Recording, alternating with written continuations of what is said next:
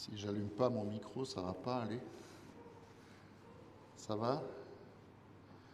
Si quelqu'un d'autre a besoin qu'on prie pour lui, comme tout à l'heure, on va se prendre le temps aussi de prendre l'apéro ensemble. Ça peut être un apéro guérissant. D'accord?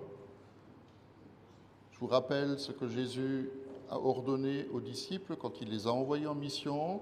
Il leur a dit, dans toute maison, vous irez, on vous accueillera, vous mangerez ce qu'on vous donnera et vous guérirez ceux qui sont malades là-dedans, dans leur maison. Donc on va manger et guérir. Amen. Ok, vous me regardez comme des extraterrestres, comme si j'étais un extraterrestre. Ce n'est pas grave, d'accord? C'est juste la parole. C'est la première fois dans mes bientôt 40 ans de ministère que je prêche sur le texte du psaume de ce dimanche. Vous savez que l'Église, elle a, de temps en temps, elle change les textes qu'on lit et sur lesquels on prêche. Donc c'est une saison nouvelle aussi, c'est une nouvelle série de textes que nous lisons au cours de l'année. Et donc le psaume de ce dimanche, c'est un psaume qui est prophétique pour moi, et je voudrais qu'on le prenne comme cela, comme un psaume prophétique pour la saison dans laquelle nous entrons, qui est le temps de l'Avent. Et ce psaume, c'est celui qui suit le psaume 22. Psaume 22, c'est Jésus sur la croix. Psaume 22, c'est mon Dieu, pourquoi m'as-tu abandonné? Et tout le texte. Et il suit aussi le psaume 23. C'est bien, vous suivez. C'est bien de suivre. Après le psaume 22 et le psaume 23, l'Éternel est mon berger, je ne manquerai de rien. Ok? Et après le psaume 23, il y a le psaume... Ok, il y en a qui ne suivent plus. 22, 23, 24. Ça me rappelle l'armée. Quand j'ai fait les 3 jours à Nancy, on faisait des tests psychotechniques. Le premier test de logique, c'était 1, 2, 3, donner la suite. Il fallait être un génie. Hein. Et après, c'était 2, 4, 6, donner la suite. Bien. Donc, psaume 24. C'est à l'Éternel qu'appartient la terre avec tout ce qu'elle contient, le monde avec tous ceux qui l'habitent, car il l'a fondé sur les mers et affermi sur les fleuves. Qui pourra monter à la montagne de l'Éternel? Qui pourra se tenir dans sa maison? C'est celui qui a les mains innocentes et le cœur pur.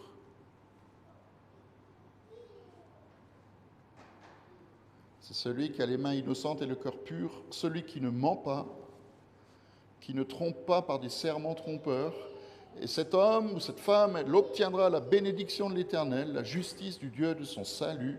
Telle est la génération de ceux qui te cherchent et qui aspirent après toi, Dieu de Jacob. Portes, élevez vos linteaux. Élevez-vous, portes éternelles, que le roi de gloire fasse son entrée. Qui est ce roi de gloire? C'est l'Éternel si fort et puissant, l'Éternel puissant dans les combats.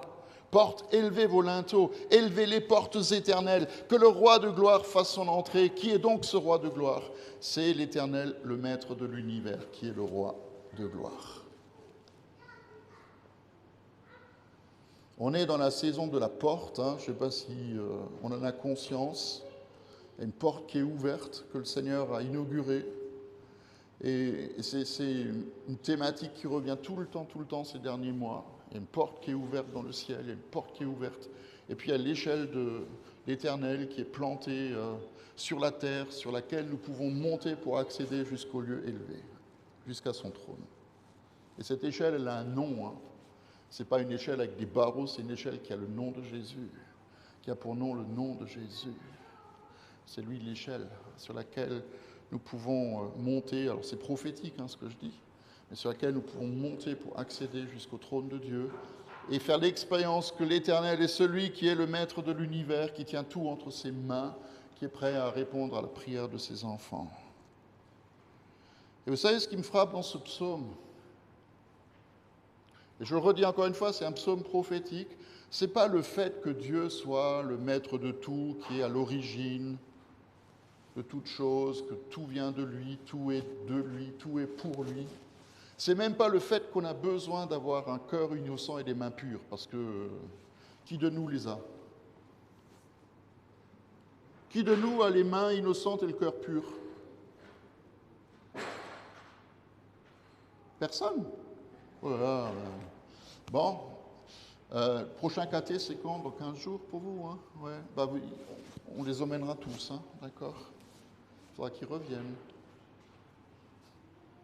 On a tous les mains pures et le cœur innocent si nous appartenons à Christ.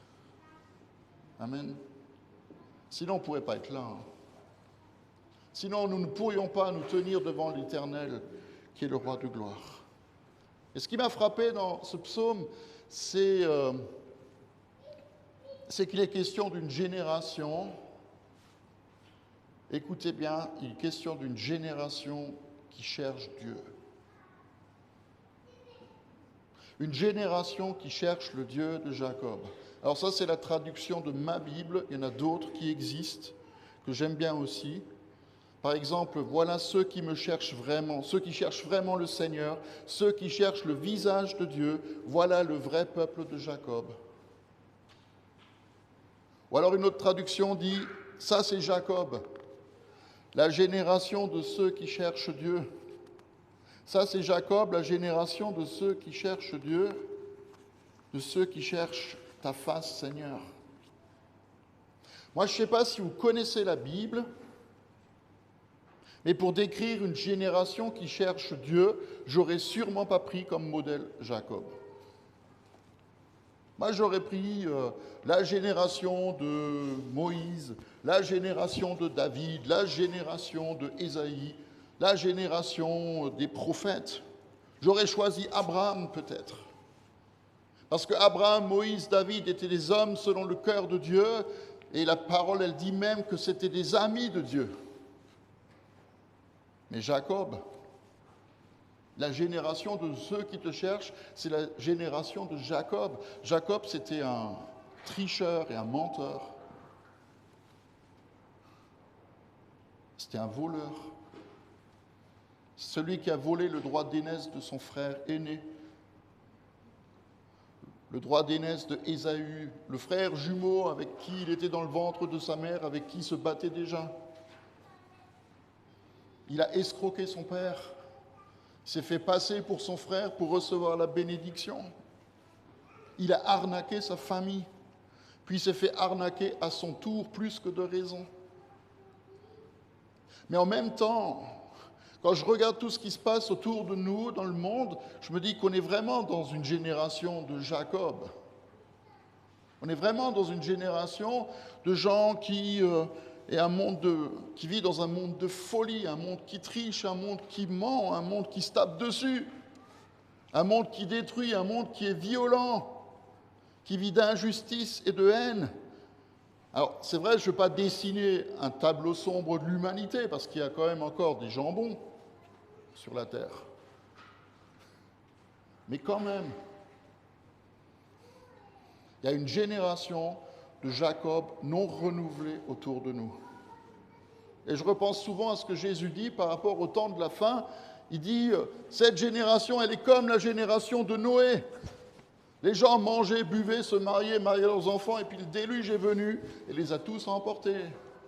Cette génération, il dit aussi, c'est comme Sodome et Gomorrhe. Les gens mangeaient, se buvaient, faisaient la fête, et puis le feu est venu tout détruire. Génération de Jacob.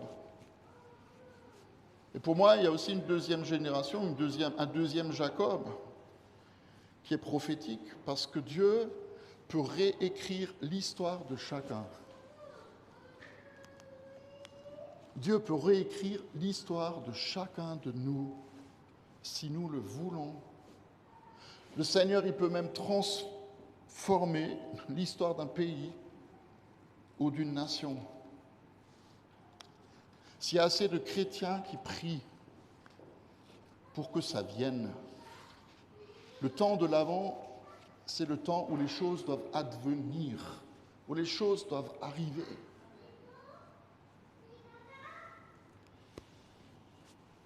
Peut changer toute chose. peut changer même toute une génération. Même si cette génération, écoutez bien, ne le cherche pas. Parce que Jacob n'a pas cherché Dieu.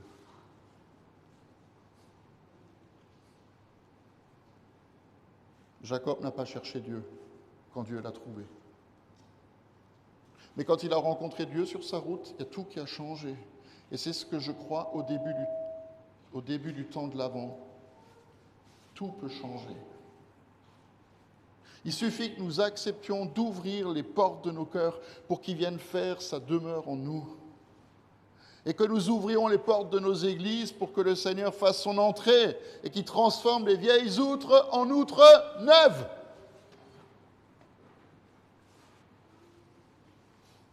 Le Seigneur aimerait que nous soyons cette génération transformée qui le cherche et qui va connaître le réveil auquel j'aspire et j'espère beaucoup avec moi.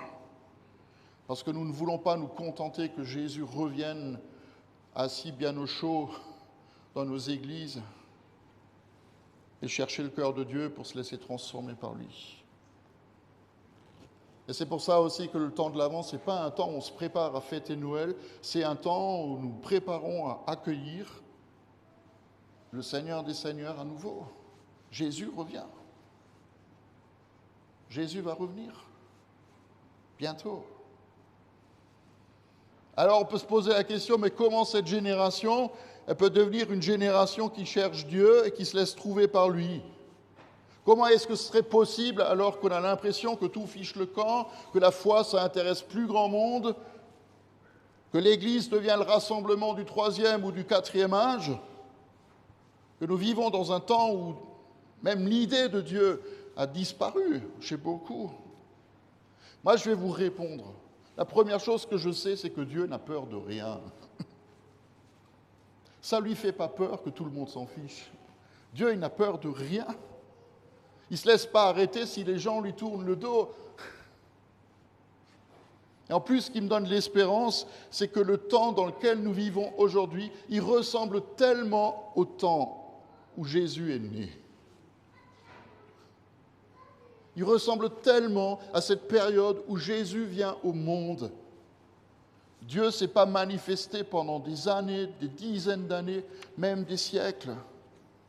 Un monde qui était rempli de haine, un monde qui était rempli de violence, de corruption, avec plein de Jacob qui ne cherchaient que leur propre intérêt, que leur profit et leurs avantages.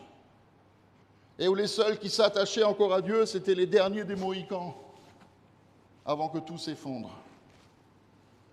Et le Seigneur, il s'en fichait complètement. La parole dit que lorsque les temps furent accomplis, Dieu a envoyé son Fils pour acheter ceux qui étaient perdus, afin que nous devenions ses enfants. Moi, personnellement, j'aurais choisi un autre moment. J'aurais choisi un moment plus favorable.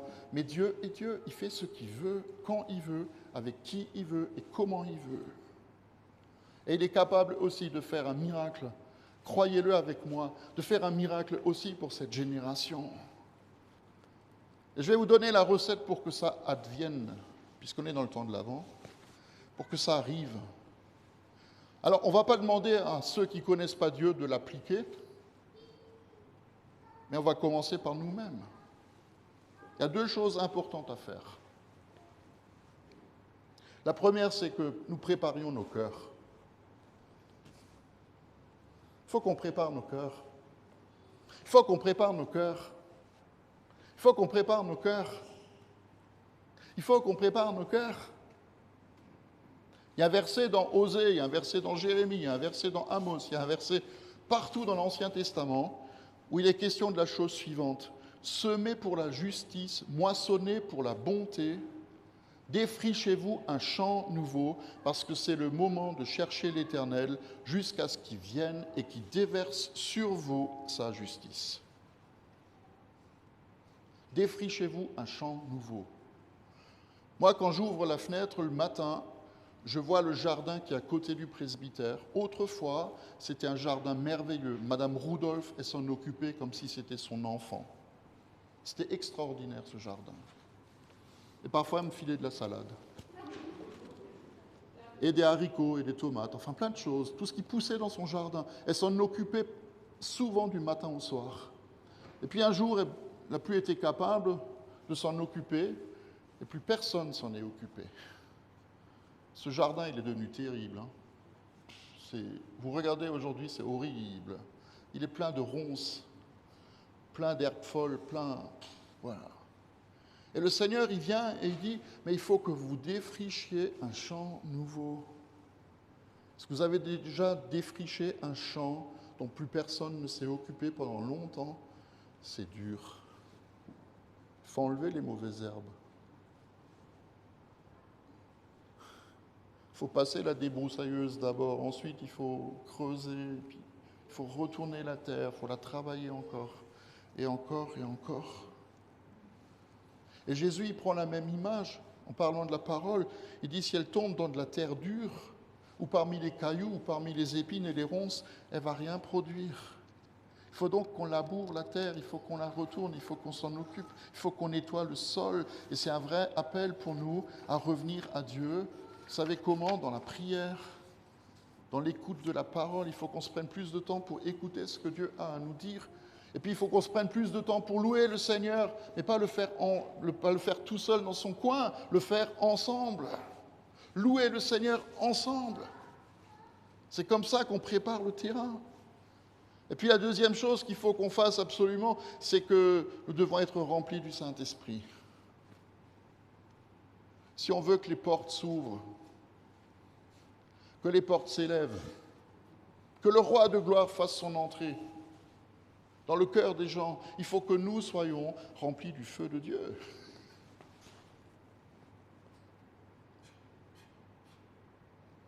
Il n'y a pas d'autre solution. Regardez l'Église des Actes, des Apôtres, tout ce qu'elle a vécu. C'est juste parce que le Saint-Esprit était avec eux et confirmait la parole qu'ils proclamaient. Et Jésus l'a dit à ses disciples avant de monter au ciel et de nous y attendre. Nous, on croit qu'on va voir Jésus une fois qu'on est mort. Mais moi, je suis persuadé que Jésus nous attend aujourd'hui. Non. Oui. Regarde encore comme si j'étais E.T. Il dit, restez ici et attendez que vous soyez revêtus de la puissance d'en haut. Ce qui a changé la vie de Jacob, et ce qui va changer la vie de cette génération, c'est les rencontres avec Dieu. Quand Jacob s'enfuit, il va faire un rêve, il va voir l'échelle. Et quand Jacob revient, il va faire un rêve et il se bat avec Dieu. C'est ça qu'il faut qu'on vive. C'est ça que nous devons vivre pour accueillir le Seigneur. Il faut qu'on accueille aussi son esprit. Et que le roi de gloire fasse son entrée au milieu de nous. Et qu'on intercède, qu'on prie, qu'on loue, pour que cette génération puisse vivre. Que cette génération qui ne connaît pas Dieu puisse vivre le renouveau de sa vie. Amen. Que les murs tremblent au son de nos louanges. Alors on ne va pas le rechanter, Mais c'est vrai, il faut quelque part que l'Église devienne une Église vivante. Ouais. Amen. Ok. Allez, c'est le moment de l'offrande. On va voir si vous êtes vivants. Et on dit au revoir à tous ceux qui nous regardent sur Internet.